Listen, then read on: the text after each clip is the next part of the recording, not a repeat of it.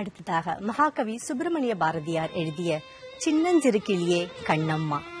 பாரதியார் எப்பொழுதுமே அன்பாக அழைக்கும் பொழுது கண்ணம்மா என்றுதான் ஒவ்வொரு பாடலிலும் கூறுகிறார். எந்த ஒரு தாய்க்குமே மிகப்பெரிய செல்வம் இந்த உலகத்தில் தன்னுடைய குழந்தைதான். இப்பாடலில் அந்த தாய் எப்படி தனது குழந்தையை பலவாறாக தாளாட்டி கொஞ்சுகிறாள் என்பதை நாம் பார்க்க போகிறோம்.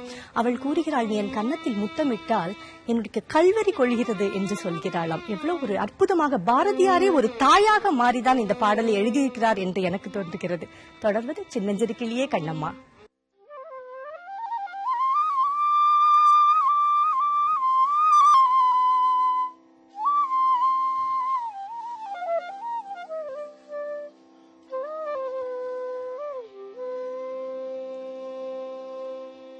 சின்னஞ்சிறு கிளியே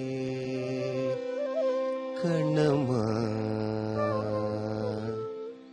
செல்வ களஞ்சியமே, சின்னஞ்சிறு கிளியே கண்ணம்மா, செல்வ களஞ்சியமே, சின்னஞ்சிறு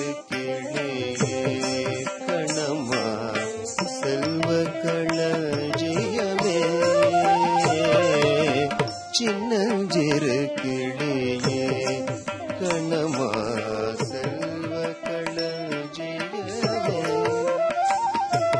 சின்னஞ்சிறு கிளியே கண்ணம்மா, செல்வ களஞ்சியமே.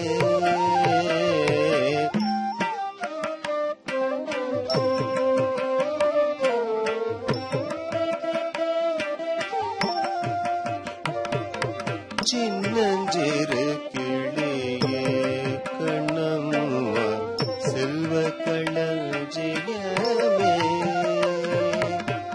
சின்னஞ்சிறு கிளியே கண்ணம்மா, சின்னஞ்சிறு கிளியே